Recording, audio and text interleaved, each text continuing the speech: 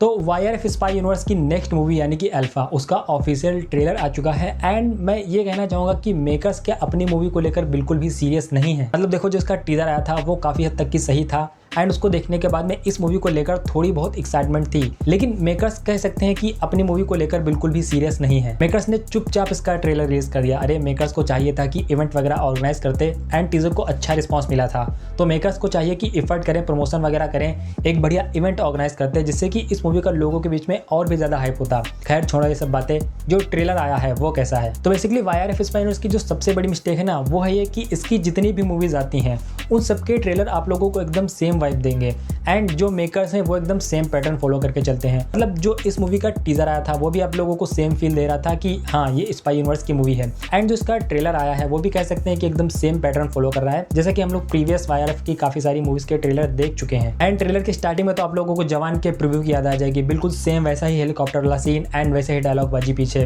तो इसको आप कापी बोले या फिर क्या बोले वो तो आप लोग अच्छी तरीके से समझ सकते हैं। बाकी फिर ट्रेलर आगे बढ़ता है, तो ट्रेलर के अंदर क्या है उस पर बात करने से पहले मूवी का सिनॉप्सिस क्या होने वाला है।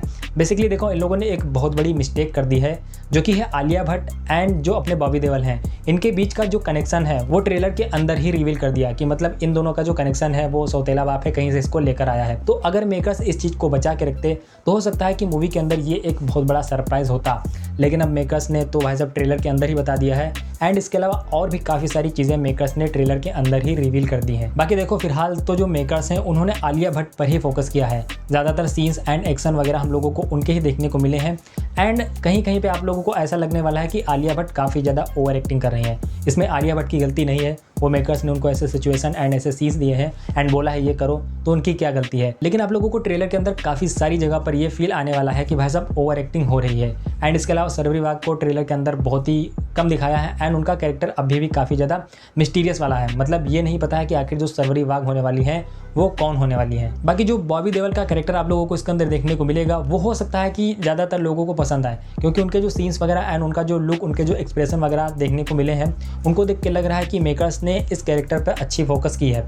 मतलब इस कैरेक्टर की जो राइटिंग है वो सही देखने को मिल सकती है मूवी के अंदर। लेकिन बॉबी देओल के भी कुछ एक ऐसे सीन है जिनको देख के काफ़ी ज़्यादा लोकल सा एंड ओवर एक्टिंग टाइप का फील आता है, लेकिन अगर एक दो है तो कोई बात नहीं है। बाकी उनका जो कैरेक्टर आप लोगों को मूवी के अंदर देखने को मिलेगा वो आई थिंक इंटरेस्टिंग होने वाला है। बाकी अनिल कपूर के कैरेक्टर को जिस तरह से इन लोगों ने इसके अंदर इंट्रोड्यूस किया है वो मुझे पर्सनली बहुत ही ज़्यादा खराब लगा है, क्योंकि आप लोगों को पता होगा कि जो अनिल कपूर हैं वो कर्नल लूथरा की जगह पे लगभग हैं, लेकिन यहाँ पर उनके एक्शन सीक्वेंस एंड उनको हवाबाजी करते हुए ऐसे दिखाया जा रहा है जैसे कि वो बहुत बड़े कोई योद्धा हों। तो देखो, मतलब मैं ये नहीं कह रहा हूँ कि गलत है, लेकिन उनको थोड़ा शांति की वजह से प्रेजेंट करना चाहिए था। वो मुझे फिलहाल कुछ खास नहीं लगा, लेकिन हो सकता है कि मूवी के अंदर जो अनिल कपूर का कैरेक्टर है वो इंटरेस्टिंग हो। फिलहाल ट्रेलर के अंदर तो बिल्कुल भी मुझे अच्छा नहीं लगा। बाकी मेकर्स ने एक्शन पर काफ़ी ज़्यादा फोकस किया है, इसके अंदर आप लोगों को एक्शन के ही काफ़ी सारे सीन्स वगैरह देखने को मिलेंगे। इसके कुछ एक एक्शन सीक्वेंस है जो कि सही लगते हैं, लेकिन बाकी सारे एक्शन सीक्वेंस वही सेम YRF स्पाई यूनिवर्स की जो मूवीज़ हैं उनके पैटर्न को फॉलो कर रहे हैं। बाकी मैं एक चीज़ की तारीफ करना चाहूँगा कि जो इसका BGM है उसको जिस हिसाब से फ्रेम बाय फ्रेम काटा है ना एंड सेट किया है वो यार काफ़ी ज़्यादा सही लगा। स्टार्टिंग में जब आलिया भट्ट को एक्शन करते हुए दिखाते हैं एंड वहाँ पे जब म्यूजिक बिल्ड होता है वो मुझे पर्सनली काफ़ी ज़्यादा सही लगा। एंड ओवरऑल ट्रेलर के भी कह सकते हैं कि जो बैकग्राउंड म्यूजिक है वो काफ़ी हद तक की सही है एंड कुछ एक जगह पर तो 19-20 चलता है, लेकिन जो इसका BGM है वो मुझे पर्सनली सही लग रहा है। बाकी देखो, ये पूरा ट्रेलर एक तरफ एंड जहाँ पर ऋतिक रोशन को दिखाया है वो भाई साहब एक तरफ। आप लोगों को पता होगा कि वॉर 2 मूवी के अंदर ऋतिक रोशन का पोटेंशियल बेकार किया गया था एंड जूनियर NTR का भी, मैं ये नहीं कहना चाहूँगा सिर्फ ऋतिक रोशन का, जूनियर NTR का भी पोटेंशियल वेस्ट किया गया था। लेकिन यहाँ पर ऋतिक रोशन की आंखों को देखकर जो सुकून मिला है ना, जो भाई साहब उनकी आंखों का फ्रेम इसके अंदर देखने को मिला है वो यार मुझे वॉर 2 मूवी से भी ज़्यादा बेहतरीन लग रहा है।